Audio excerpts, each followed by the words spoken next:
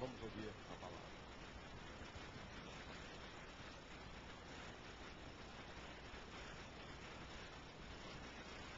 Boa noite, queridos, a paz do Senhor. Paz do Senhor Jesus. Você está feliz? Está bem? Glória a Deus. Esse é o nosso Deus, que tem nos dado a oportunidade de estarmos na presença dEle para o adorar, para bem dizer. É um prazer, é uma alegria retornar a essa casa. Teve um dia que eu preguei aqui e eu falei que pregar na DEVEC é igual ser convocado para a seleção brasileira, né? Aleluia. E aí o mano convida de novo, você fica feliz, né? Glória a Deus. Deus seja glorificado pela vida do pastor Silas. Estou vendo alguns amigos aqui, algumas pessoas que já me abençoaram, abriram portas. Estou vendo ali o Sandro, Diácono Sandro, que me levou a primeira vez lá na Vila Meriti, quando o pastor Rogério Amorim dirigia aquela igreja. Estou vendo ali o Alain, que me levou lá em Jardim Bangu, quando era líder de mocidade lá em Jardim Bangu. Foi ano passado, né? Deus fez um negócio lindo. Eu te chamei de Adriano erradamente teu nome, e no final do culto tinha um Adriano que aceitou Jesus. Foi algo assustadoramente forte que Deus fez. Estou vendo minha mãe postiça ali. Tá chique. Aleluia. Uma azeda tá chique, hein? Aleluia, tá bonito. Ah, é? Comeu pastelzinho de Belém? É bom demais, né? Falar em sapato, quer dizer, falar em sapato não, falar em Portugal. Irmãos, se eu colocar um microfone do lado do sapato, prega. O sapato prega. Pastor Matias, essa figura abençoada. Meus amigos aqui, pastor Fernando. Estou feliz em rever o Rômulo Guerra. Eu tenho que falar do Rômulo Guerra porque o Rômulo foi o canal que Deus usou. A nossa igreja, para quem não conhece, fica na Rua Amaral, número 92, na Tijuca. Tem até alguns obreiros comigo aqui que vieram me ajudar no material. Estou vendo o Wagner ali atrás, estou vendo o Moisés ali, a Elisa está embaixo. A nossa igreja é uma igrejinha pequena, que cabe apertado 200 pessoas. Aos domingos a gente já faz 3, 4 cultos que não dá. E Deus nos deu um milagre. A Rua Amaral é uma rua estreita, né? E Deus nos deu um terreno, o número da nossa igreja é 92, e nós compramos o terreno do número 95. Estamos construindo uma igreja para 1.500 pessoas. E Rômulo Guerra foi a pessoa que apresentou o chinês, aquele chinês, né? Eu orei para Deus abrir o olho dele. O chinês todo mês falava com o pastor Marcos. Pastor Marcos, dia 10, parcela. O terreno hoje está avaliado em 2 milhões de reais. Né? Compramos por 850 mil. Meu pastor fez uma coisa que eu admiro. O pastor Marcos começou a campanha sem ter nada. E em 3 anos nós juntamos 500 mil reais. Deixou guardado. E aí surgiu o terreno. Teve o leilão, perdemos o terreno. E na verdade não perdemos, nós ganhamos. Quem ganhou no leilão foi o chinês. E, com o Rômulo. E aí o chinês não podia construir nada lá. Ficou travado, ficou empacado o negócio lá. Ele comprou o terreno, mas não conseguiu construir. O pastor Marcos falou assim, é nosso, é da nossa igreja. E eu louvo a Deus pela vida do meu pastor. Estou aqui com o lenço dele aqui, aleluia. Ao Emer Marcos Fernandes, aleluia. Comigo está minha família, meus filhos, minha esposa, linda, maravilhosa, espetacular. No primeiro culto eu falei aqui que ela é meu iaiá, meu ioiô, viu? Mas agora eu vou falar diferente. Eu não sou roupa nova, mas eu te amo e vou gritar para todo mundo ouvir. Glória a Deus.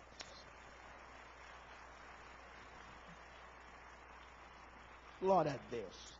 Abra a sua Bíblia em Josué capítulo 15.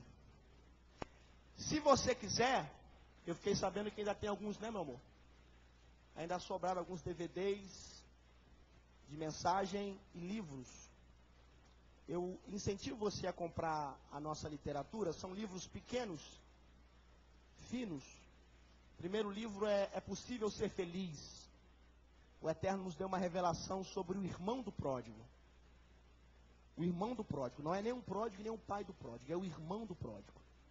É um livro forte, que tem abençoado muitas pessoas. gente que não consegue perceber a felicidade. Só para você ter uma noção, no final desse livro, eu fui pastor em Belford Roxo. Durante 3 anos eu fui pastor em Belford Roxo. Eu fui pastor lá pro lado de Vale do Ipê, só para você conhecer os mantos lá. Graças a Deus, eu já trabalhei bastante. E lá em Belford Roxo, novembro e dezembro, tem enchente, pastor. Acontece aquelas enchentes que você vê na televisão. E naquela época nós criamos um projeto chamado Mão Amiga, que de outubro a novembro a gente recolhia alimentos. Mas tinha uma coisa que me chamava a atenção ali em Belford Roxo, na hora da enchente. Estava todo mundo desesperado, porque tinha perdido, porque pobre é engraçado, né? Pobre fala assim, não tem nada. Aí quando vem a enchente, fala, perdi tudo. É muito... Aí, a gente chegava lá para socorrer as pessoas, as crianças estavam no campo de futebol que virou piscina, nadando. Não estavam nem aí para nada. Aí, numa das situações, foi a Rede Globo lá para filmar. Estava lá uma moça lá dando depoimento, que entrou água na casa, e as crianças estavam assim... Ei, ei. Ali eu percebi o seguinte, a felicidade que nós um dia tivemos da inocência da criança é perdida com o passar dos anos. E nesse livro eu abordo isso. Eu falo sobre essa questão de uma felicidade que de repente você não consegue tanta coisa no sentido material, mas você tem a presença de Deus na tua vida. O segundo livro é Os Efeitos de uma Lágrima. É um livro muito lindo sobre oração, sobre o poder da oração. Eu fui pregar numa igreja e a menina cantou que uma lágrima para Deus era uma frase. Eu disse, então já escrevi uma enciclopédia. E aí eu descobri no Salmo 56, versículo 8, que as minhas lágrimas estão no odre de Deus, registrada nos seus livros. Ou seja, toda a minha oração está diante de Deus. Então, se você quiser, R$10, um livro, um DVD, vai te abençoar. Tem sistema de cartão de crédito lá. Você está olhando para Josué capítulo 15? Diga amém. A partir do verso 13.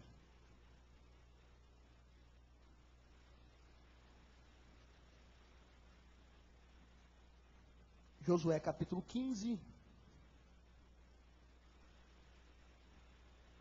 a partir do verso 13. Mas a Calebe, filho de Jefoné, deu uma parte no meio dos filhos de Judá, conforme o dito do Senhor a Josué, a saber, a cidade de Arbá, pai de Anak, ou Anak, este é Hebron. E expulsou Calebe dali os 3 filhos de Anak, Sesai, Aimã e Talmai, gerados de Anak. E dali subiu os habitantes de Debir, ou Debir, como você queira, e fora dantes o nome de Debir, Kiriat-Zefé. E disse Calebe, quem ferir a Kiriat-Zefé e a tomar, lhe darei a minha filha Axa por mulher. Tomou-a, pois, Otoniel, filho de Kenaz, irmão de Calebe. E este deu-lhe a sua filha Axa por mulher. E sucedeu que, vindo ela, o persuadiu que pedisse um campo a seu pai. E ela apeou do jumento. E então Calebe lhe disse, que é que tens? E ela disse, dá-me uma bênção ou um presente, pois me deste terra seca. Dá-me também fonte de águas. Então lhe deu as fontes superiores e fontes inferiores. Esta é a herança da tribo dos filhos de Judá. Diga glória a Deus. Fecha a sua Bíblia, não? Fala para o teu irmão assim, Deus te chamou para ser um conquistador de heranças. Diga, conquistador de heranças. Eu quero falar nesta noite sobre conquistadores de herança. Existe um site na internet que fala das 10 histórias mais surpreendentes de herança. E são histórias que parecem até ficção. Porque são histórias, eu vou te contar aqui só 2. De dois irmãos que viviam nas ruas e não sabiam que tinha um tio-avô milionário e esse tio-avô deixou toda a riqueza para eles. E eles de mendigo, da noite para o dia, ganharam não sei quantos bilhões de dólares e ficaram ricos. A história de uma garçonete que atendia um senhor todos os dias, dava a torta que ele gostava, o café que ele gostava. E no fim da vida, aquele homem deixa um testamento, porque não tinha filho, não tinha ninguém, arquimilionário, deixou toda a herança para aquela garçonete. São histórias verídicas, mas que parecem ficção. Porque na verdade, você sabe que por mais que você tenha direito a uma herança, você tem que entrar com recursos que provem a legitimidade da sua herança. Ninguém recebe herança simplesmente porque é filho. Ninguém passa a receber uma herança, não, eu fui esposa, fui casada. Não, você tem que provar. Você tem que entrar com petição. Não é isso? Você tem que usar todos os meandros legais para que aquela ação produza um efeito. E nesse momento da história, eu vou sintetizar a história, porque eu quero me aprofundar no que o Eterno me revelou. É o momento da repartição das heranças. Deus, a partir do capítulo de número 13 de Josué, Deus começa a distribuir para as tribos parte das heranças. E nesse momento, alguns simplesmente recebem o que já estava estabelecido. Mas surgem 3 pessoas que revelam uma postura diferenciada. 3 pessoas que nos é exemplo para a evidência de que podemos conquistar. Eu não sei se eu vou conseguir falar dos 3 aqui, mas eu vou sintetizar o máximo possível para falar de Caleb, Otoniel e Axa. Fala comigo assim: Caleb, Otoniel e Axa. Esses 3 personagens são conquistadores. São pessoas que não simplesmente ficaram esperando a herança chegar. E aí você começa a entender a razão pela qual o Eterno gerou essa palavra. Porque existem heranças esperando você. O Dr. Mike Murdock diz que a pior coisa que pode acontecer em nossa vida é um milagre vir na nossa direção, passar por nós e a gente não perceber. Fala para o teu irmão, fica esperto hoje. Fica ligadinho, como diz os pentecostais, ligadinho no trono do Pai. Vamos ao primeiro. Por que Caleb é um conquistador de herança? Porque Caleb foi um silenciador de pessimistas. Você conhece a história? Capítulo 13 de Números. Deus fala para Moisés enviar os espias à terra. No versículo de número 2, há uma coisa assustadoramente interessante. Porque Deus fala para Moisés: separa os príncipes, separa os cabeças de família. Ou seja, é possível ser príncipe no nome, mas ter postura de um plebeu. É possível carregar a postura, ou até mesmo alguém que acha que ao colocar um anel, ao colocar a pulseira, parece até o Power Ranger. É do fogo. Um dia eu fui numa igreja e cada pregador tinha uma mala. E aí eu lembrei da história do pregador que chegou na igreja para pregar. E o pessoal disse: esse aí é avivado, esse aí tem poder, esse aí tem unção, tem laça. Mas aí o pregador chegou com aquela mala prateada, parecia até técnico de informática, botou a mala em cima da cadeira assim, e ele começou a pregar: nesta noite sacrossanta, no beneplácito da presença de Deus. Irmãos, e foi falando, e foi dando sono. De repente sai um gurizinho no meio da igreja correndo, e aí o gurizinho esbarra na mala, ele olha, a bala balançar e diz: ah, se a mala cai. Quando ele fala se a mala cai, ele diz: é mistério.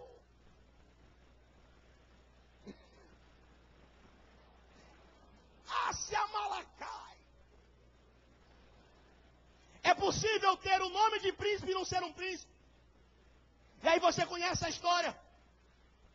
10 espias voltam trazendo a notícia: a terra é boa, mana leite e mel, tem caxiúva, mas é terra de gigante, é terra muito grande, tem problema, tem dificuldade. E aí no verso de número 30, Caleb se levanta e a expressão é essa: e Caleb fez calar o povo, ou seja, ele silenciou o pessimista. Quer ser um conquistador de herança? Silencie todos os pessimistas ao seu redor, no meio da tua casa, no meio da tua família, no meio da tua parentela, no meio de gente que está dizendo assim: vai dar errado, não vai acontecer. Você acredita que vai acontecer porque Deus está contigo e o teu milagre vai acontecer? Para ser um conquistador de herança tem que silenciar pessimista, meu irmão. Essa geração aterrorizada, essa geração que vive no terror, e aí deixa eu abrir um parênteses aqui, porque hoje existe a indústria do terror. é filme, é programa. E eu tenho dito para isso, meu irmão, está em casa, meio-dia, na hora do almoço, desliga a televisão. Tem gente que come arroz, feijão, bife e escracha. Aí está lá comendo bife, 3 pessoas mortas em Nova Iguaçu. Viu lá? 50 pessoas foram assaltadas no arrastão. Você viu? Não. Os meliantes foram presos. Agora fala escracha, ele enche a boca de farofa e fala. Aí quando o cara fala, escracha, ele diz a farofa da boa. Aí fica com aquela síndrome do terror, fica assustado, fica achando que vai acontecer, não vai dar certo, eu vou ser roubado, eu vou ser assaltado. Aí uma criança joga um estalinho, ele sai correndo, meu irmão. Repreende esse espírito de pessimismo. Salmo 112, versículo 7. Os que confiam em Deus não vão temer a maus rumores ou a más notícias. Tu está guardado em Deus, protegido no eterno. Teu milagre vai acontecer, meu irmão. Caleb é um conquistador de herança porque ele silenciou os pessimistas. 2. Caleb é um conquistador de herança porque ele não permitiu que o tempo o esmorecesse. Entenda isso. Dentro de uma visão cronológica, Caleb é o personagem, não estou falando de povo, estou falando de personagem. É o personagem que mais esperou uma promessa. Abraão, 25 anos. José, 13 anos. Davi, mais ou menos 20 anos. Caleb, 45 anos. Fala para o teu irmão, não é uma semana. Nem 2 anos. São 45 anos. 45 anos esperando a mesma promessa, meu irmão. Eu já acho 20 muito. Vou confessar, eu acho um mês muito. Estou sendo honesto com vocês. A Bíblia diz, você conhece a história? No capítulo de número 14, a partir do versículo 11, Caleb chega até Josué e fala, Josué, ei, chegou a minha hora. Chegou a minha hora de tomar posse daquilo que Deus falou através de Moisés que eu ia receber. E tem um detalhe, Caleb, versículo 11. Eu agora sou de 85 anos, mas eu tenho a mesma força. Eu estou com a mesma disposição. O tempo não acabou comigo, não. O tempo me amadureceu. O tempo não me fez alguém, agora vai dar errado mesmo, não vai mais acontecer. Outro dia eu estava na história de Jó, e eu descobri nos últimos 2 versículos de Jó, pastor Amorim, que tem uma frase linda lá. E Jó viveu mais. Sabe o que é isso? Quando a tua vitória vier, você vai ter tempo para desfrutar. Deus vai te dar condição de desfrutar. Não comece a ver o tempo como teu inimigo, veja o tempo como teu aliado. Pastor, mas isso aqui vai para as pessoas que estão dizendo, pastor, eu estou esperando o meu milagre já há 20 anos. Se tu chegou até aqui, meu irmão, com certeza Deus tem coisa para fazer na tua vida. Quer uma dica boa?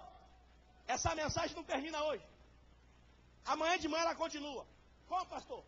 Amanhã de manhã, quando tu abrir o zoião, opa, estou aqui ainda. Se eu estou aqui ainda, é porque Deus ainda tem algo para fazer na minha vida. Porque tem gente que não vai acordar amanhã de manhã. Fala para o teu irmão, se amanhã de manhã você acordar, é porque Deus ainda tem algo para realizar na tua vida. Mas se amanhã de manhã você não acordar, foi um prazer ter te conhecido.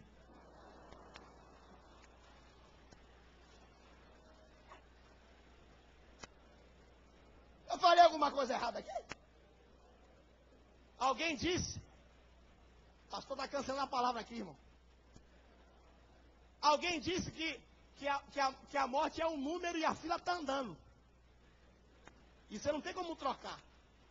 Mas o reconhecimento que eu sou um conquistador é amanhã de manhã. Eu disse outro dia para uma pessoa na internet, eu sou a favor e sou um cara que acordo cedo, mas não adianta você acordar cedo e ficar, e agora, hein? Acordei cedo, o que eu vou fazer mesmo? Vou ver o jornal. Aí depois eu vou ver Ana Maria.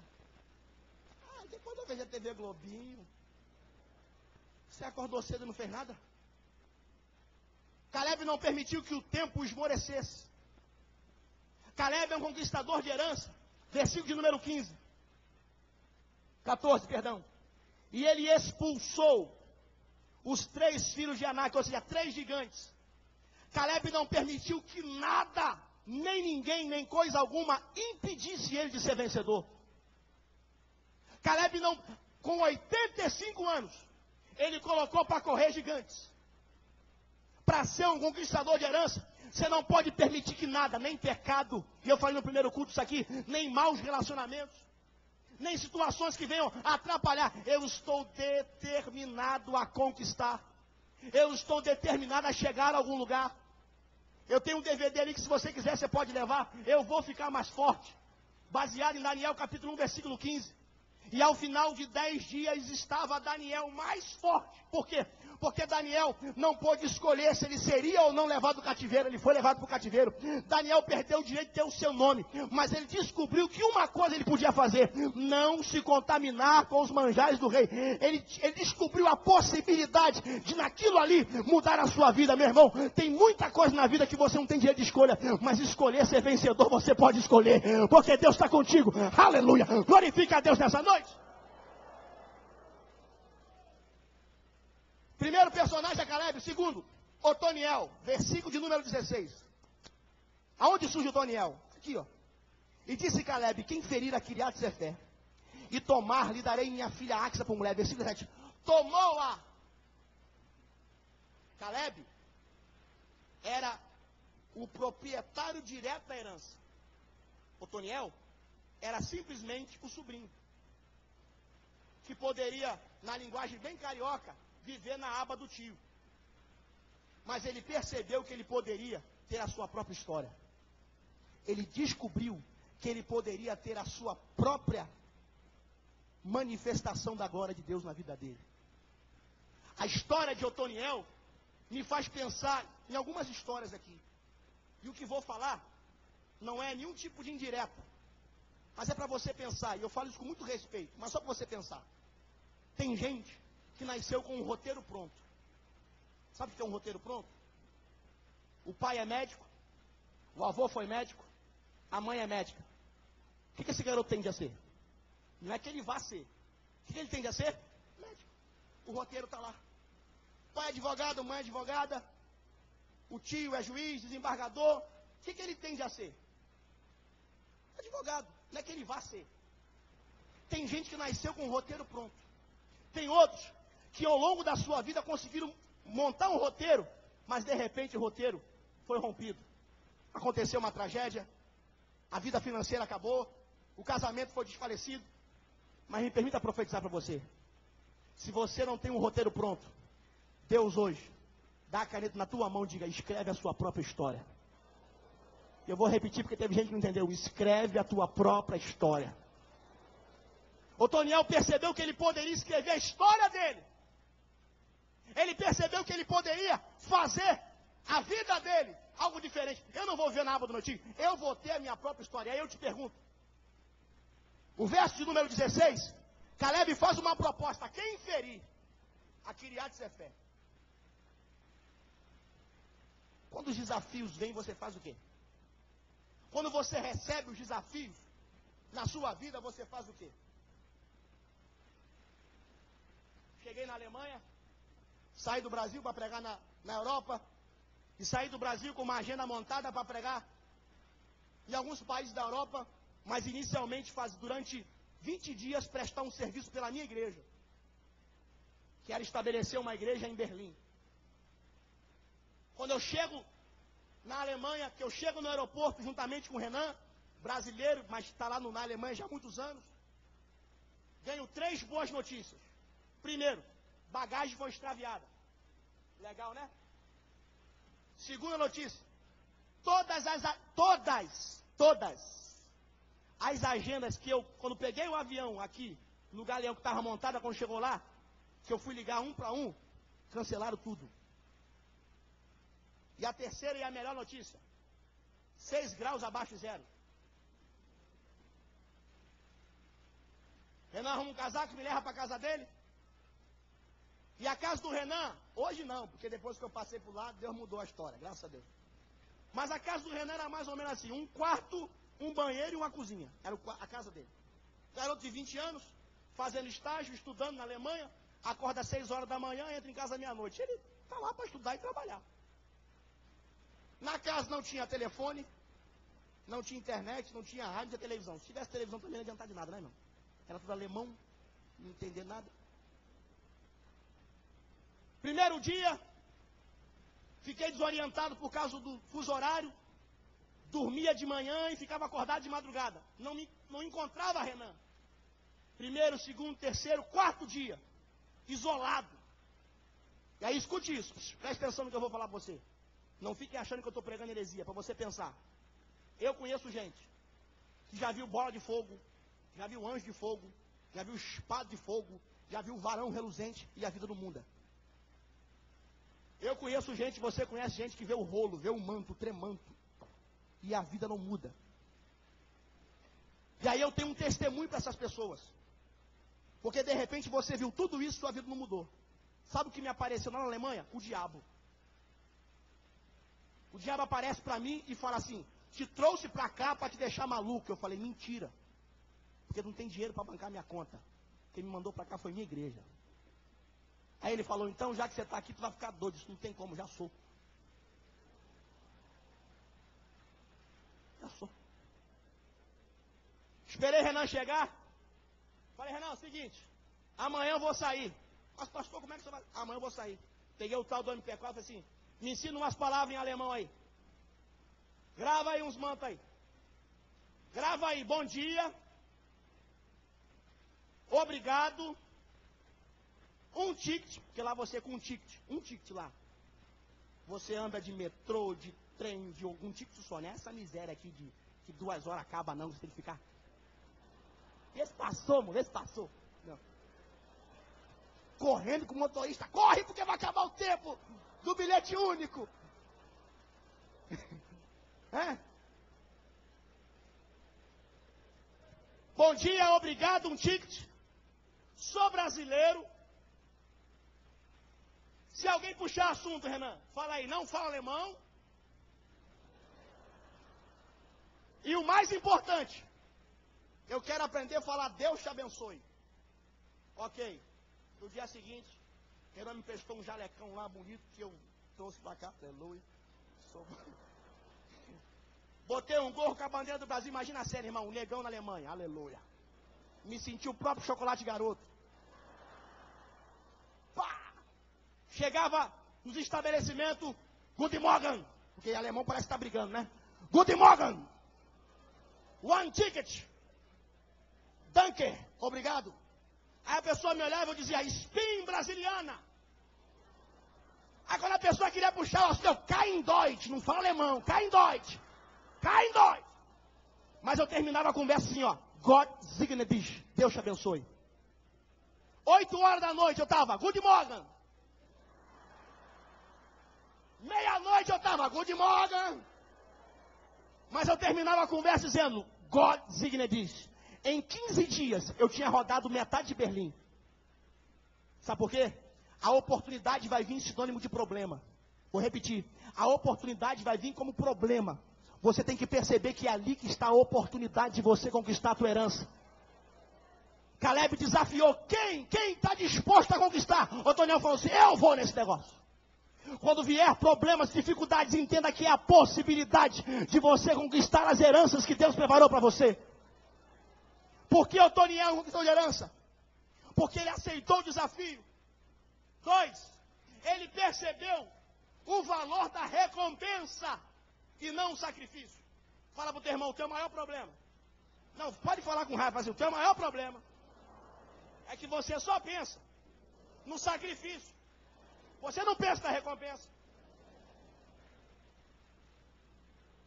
Ô pastor, mas tem que ler a Bíblia mesmo? Tem que ler tudo. Tem que ler. Ah, pastor, me dá uma zonzeira quando eu leio a Bíblia assim. Mas você não está pensando na recompensa de ter mais conhecimento da palavra de Deus. Pastor, mas eu tenho que orar mesmo, orar de verdade, de joelho, de madrugada. Mas você não está pensando que você vai entrar numa intimidade maior com Deus. Pastor, eu tenho que ser fiel em dízimo e oferta. Você não está pensando que o devorador vai ser repreendido e as janelas do céu vão estar abertas para você. Você está pensando só Sacrifício, não está pensando na recompensa. É igual a história do preguiçoso. O cara era tão preguiçoso, mas tão preguiçoso, que até para comer tinha preguiça. E aí ele foi ficando doente, Aí foi fazer o enterro dele, enterrar ao vivo. Aí estava lá o morto lá, no caixão, o pessoal levando o caixão. Aí alguém chegou e falou assim, mas vocês vão enterrar esse homem vivo? Ele tá aí quase morrendo, então já morre de vez, né? Aí alguém falou assim, mas o que é fome? Não, eu dou arroz. Eu dou arroz. Aí o outro, não, então eu dou feijão. Eu dou o fogão e o gás.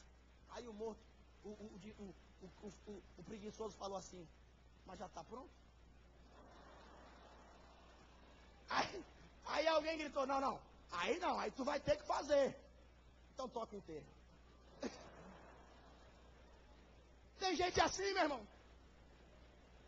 Ele fala, Jesus me dá, eu quero, eu tomo posse. Aí vem aleluia, vem em forma de problema. Isso aí eu não quero. Caleb percebeu a oportunidade. Você conhece isso mais do que eu. A pergunta de Davi, no verso 26 de 1 Samuel 17, com todo o respeito que tem aos pregadores, mas Davi não ficou perguntando qual é o peso da espada do Golias. Qual o tamanho do escudo dele? Qual é o tamanho desse cara aí, é? Ele luta o quê? Judô, é? Ele é bom? Então, Davi perguntou, que dar-se-á? Qual é a recompensa? Qual é a recompensa ao homem que derrubar esse camarada aí? Ele não estava preocupado com o sacrifício, estava preocupado com a recompensa. Comece a ver as recompensas. Quer ser um conquistador de herança? Comece a ver as recompensas. Vai ser trabalhoso? Vai, mas tem recompensa. Vai ser difícil, mas vai ter recompensa. Vai doer um pouquinho, mas vai ter recompensa. Pastor, mas está frio para orar 5 da manhã, mas vai ter recompensa. Pastor, mas eu vou ter que abrir mão e vou ter que ser fiel no dízimo, mas vai ter recompensa. Mas eu tenho que ser fiel a Deus, mas vai ter recompensa, vai ter recompensa, vai ter recompensa.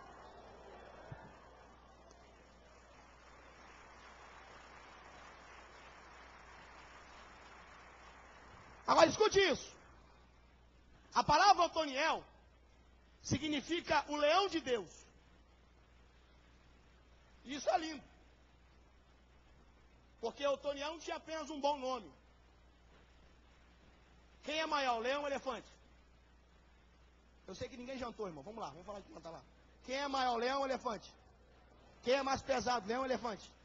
Quem é o rei da selva? Por quê? A irmã Vitória é brabo, ele é brabo. Há 3 semanas atrás mostrou na Índia lá o elefante que ficou revoltado, vocês viram? O elefante saiu derrubando tudo. Estava estressado com isso, pastor. Muitos holofotes. Ficou estressado. Vocês conhecem a versão Maris Moron sobre essa, mas vocês vão ouvir a versão Anderson Bravo agora. A versão Tupiniquim. A versão de São Gonçalo. Simplesmente porque o elefante não sabe a força que tem. É isso. Já foi provado pelo aquele caçador de mito do Discovery, que a gente via no desenho. O caçador de mito colocou o ratinho do lado do elefante, o elefante 2 passos para trás. Irmão, tu acha que se o boi soubesse a força que tem, ele era churrasco? É o problema de muita gente, não conhece a força que tem. Desconhece. E aí eu estava pregando lá no pastor Silas Filho, eu estava pregando lá, eu fui fazer uma oração na casa de uma irmã, eu disse, irmã, Deus vai fazer um milagre, a porta vai abrir, Deus vai derramar poder aqui, a irmã, é? Vai mesmo, é? Vai, minha irmã, Deus vai fazer, Deus é fiel, Deus. É. Vamos dar a mão e vamos orar. Aí ela chama a filha, ô fulano, desvira a sandália aí. Aí eu, o quê? Não é crente, rapaz. Desvira a sandália. Disse, por quê? Porque faz mal. Falei, o quê? Faz o quê, irmão? Faz mal. A mãe da gente morre. Falei, minha irmã, eu estou dizendo que Jesus vai fazer, que Deus é poderoso. A senhora acredita mais numa sandália do que no nome, na palavra de Deus. Tem gente assim, irmão. Ah, pastor, mas botaram meu nome na boca do sapo, meu irmão. Pode botar teu nome na boca do sapo, no rabo do macaco, na juba do leão, no chifre do rinoceronte, no pescoço da girafa, na lista da zebra, no casco do tatu. Teu nome está no livro da vida, protegido, guardado e abençoado em Deus. Meu Deus!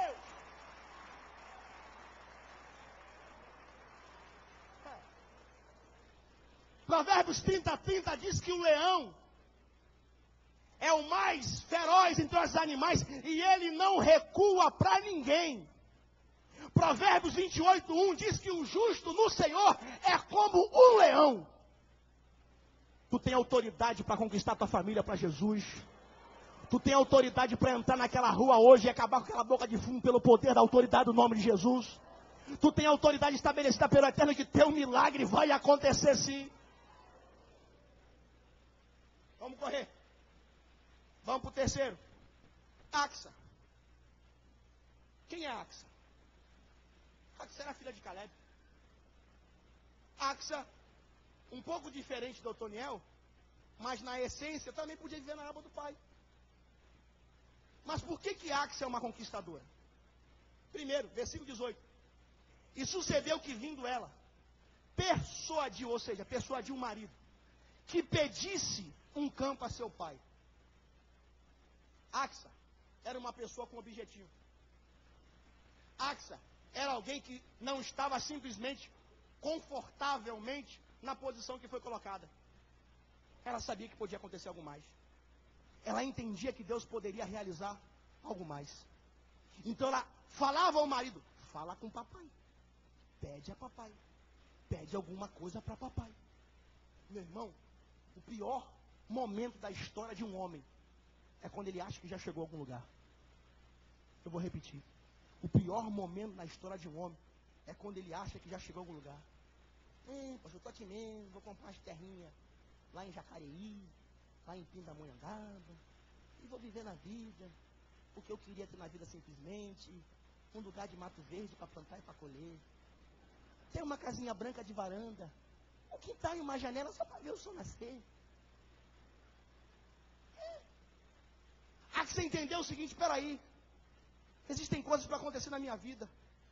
Irmão, e eu aprendi que quem tem objetivo na vida não fala de outro assunto. Gente chata é gente sonhadora. Você quer conhecer uma pessoa chata? Conversa meia hora com um sonhador. Ele vai falar de futebol, no meio da conversa ele fala do sonho dele. Ele vai falar da Copa do Mundo, no meio do assunto ele fala do sonho dele. Ele vai arrumar, e quando ele não consegue, ele fica nervoso. Ele fica assim, podia ter falado para ele. Eu podia ter falado para ela, mas ela não me deu a oportunidade. E Axa persuade, ela decide estabelecer. A Bíblia diz, em Jó 22:28, o seguinte: determinando tu algum negócio, ser-te-á firme, e a luz brilhará em teus caminhos. Eu aprendo 3 coisas aqui. Primeiro, determinando tu algum negócio. Eu preciso estabelecer alguma coisa para a minha vida.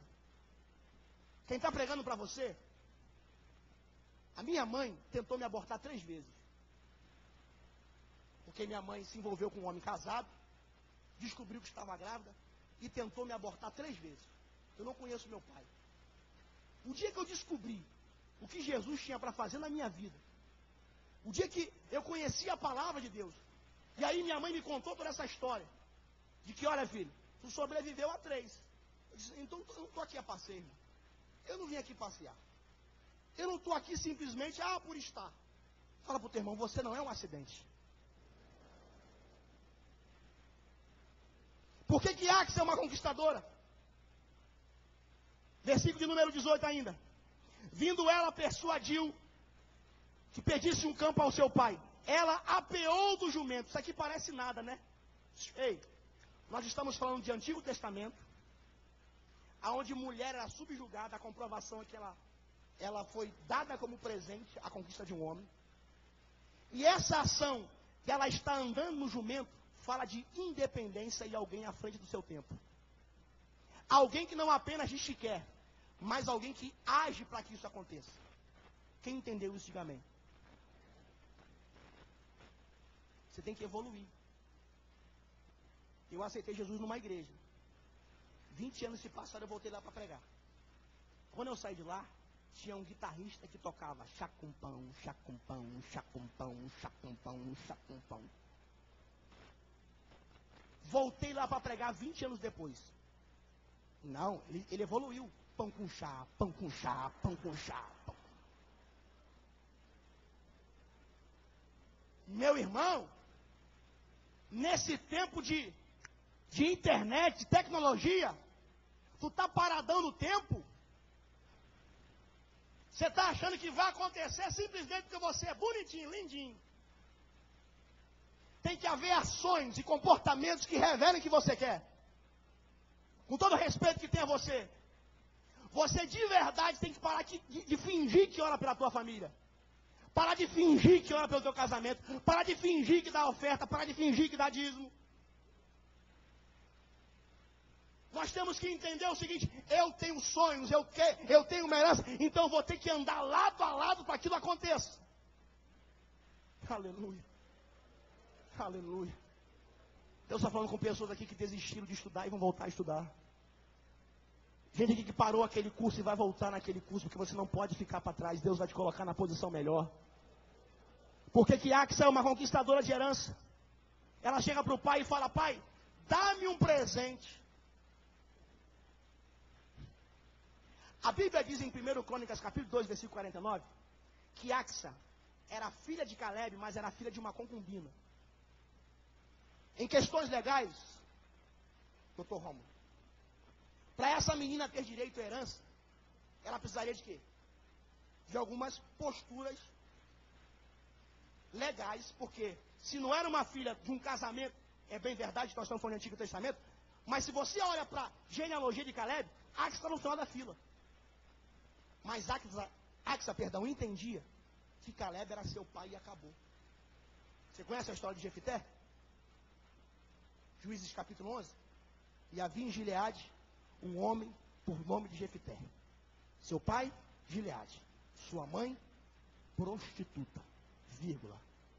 Mas ele era valente e valoroso. Valente. Hábil, pronto, preparado para brigar no vale.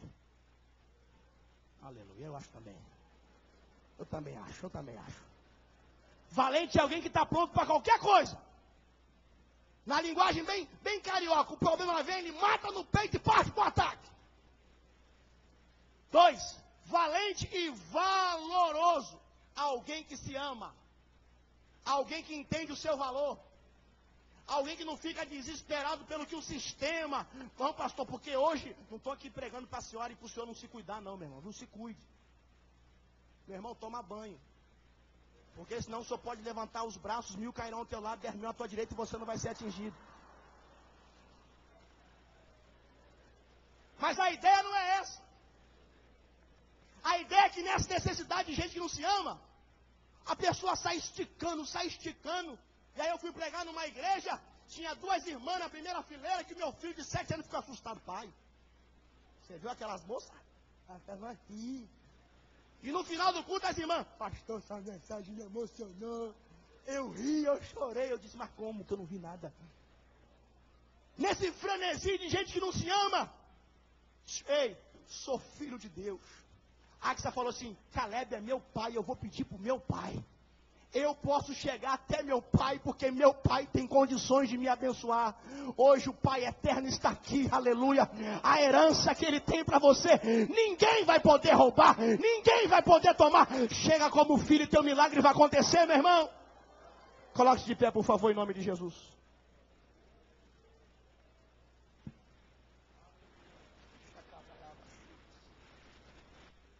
Aleluia.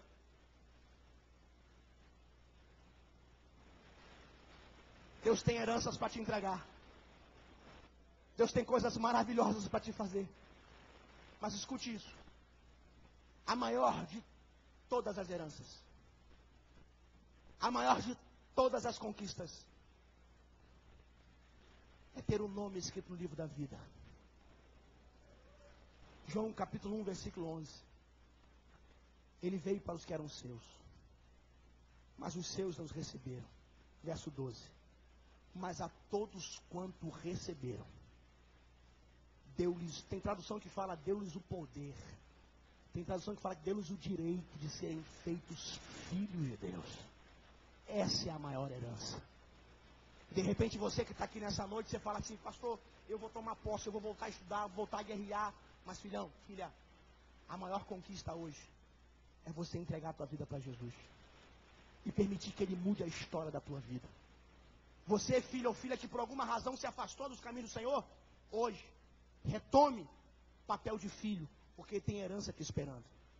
Eu quero convidar você que veio aqui essa noite, convidado pela primeira vez, eu já vi algumas vezes, e por alguma razão, entende que Deus falou com você, a minha maior herança, hoje é entregar minha vida para Jesus. Sai do seu lugar agora e vem entregar a tua vida para Cristo. Permita que Ele mude a história da tua vida hoje.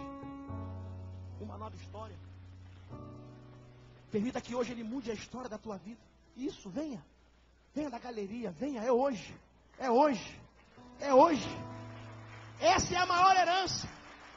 Essa é a maior herança. Essa é a maior herança. Isso, sai do seu lugar. Pede licença aí. Meu irmão, se você sabe que essa pessoa que você trouxe precisa estar acanhada, eu vou lá contigo. Eu vou lá com você. Mas não permita que você deixe passar, porque hoje a maior de todas as conquistas está aqui te esperando. Está na galeria. Deus quer mudar a história da tua vida. Deus tem algo para fazer na tua vida, filho, filha. Hoje o Eterno pode mudar a tua história. Desce da galeria, isso, sai do seu lugar. Aleluia. Glória a Deus.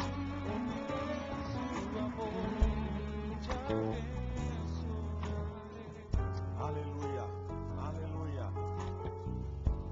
Você pode mudar a sua história. A decisão é sua. Você pode, mas para você mudar, você tem que querer atitudes. Você pode. Venha para Jesus. Ele ama você. Ele tem uma história linda para te ajudar a escrever. No nome de Jesus. O pregador aqui não falou de religião. Não estamos aqui tratando de minha religião. Estamos dizendo que Deus quer ajudar você a escrever uma nova história para um novo tempo de Deus na sua vida. Não é o pastor que faz isso, não é a minha igreja que faz isso, é Deus, com a sua permissão. É interessante isso, como é que Deus respeita os princípios que Ele estabelece. Filho meu, dá-me o teu coração. O Deus soberano pedindo o coração do homem. Por quê? Porque Deus criou você como um ser livre, um ser que faz escolhas, um ser que toma decisões, e é por isso que nós somos responsáveis. É por isso que a Bíblia diz que cada um de nós dará conta de si mesmo a Deus. Você é responsável pelas suas escolhas, pelas suas decisões. Escolha, decida hoje. Decida que Deus pode mudar a sua vida e a sua sorte. Decida que Deus pode quebrar essas cadeias que estão te prendendo. Decida que Deus pode libertar você desses vícios malditos. Decida. Decida que a partir de você Deus vai mudar a história da tua família. Você que tem que decidir isso, não sou eu. Nem Deus vai tomar essa decisão. Se você decidir, Deus vai fazer uma obra. Deus espera você. Deus fazendo, me dá o seu coração. Tome a decisão aí. Deixa eu te ajudar, deixa eu operar, deixa eu te perdoar, deixa eu te mudar, deixa eu te abençoar. É o que Deus está falando para você aqui essa noite. Agora a decisão é sua. A decisão é sua. Essa voz aí no seu coração é o Espírito Santo que está falando com você. É Deus falando com você. Deus quer mudar a sua vida. Deus tem um novo e vivo caminho para você. Nós vamos orar por essas vidas que estão aqui, essas pessoas aqui amadas, abençoadas. Há mais alguém? Se há mais alguém, venha, porque nós vamos orar. Esse é o tempo, essa é a hora, e é agora. É agora, queridão. A chance tua é agora. A decisão é hoje. A oportunidade é essa. Mas a decisão é pessoal. Se você quer, nós vamos orar por você. Vamos orar por essas vidas que estão aqui. Estende a sua mão, meu irmão. Estende a sua mão. Meu Deus, eu quero abençoar essas vidas aqui. Eu quero declarar que esta decisão vai mudar o rumo e a história, que portas estão sendo abertas, que nós repreendemos o poder das trevas, que nós declaramos a sua vitória na autoridade, no poder do nome de Jesus. Você é mais do que vencedor. Ó Senhor, perdoa, transforma, restaura, levanta. Nós entregamos essas vidas nas tuas mãos, no nome de Jesus. Amém e amém. Você que está aqui na frente, eu vou pedir a você,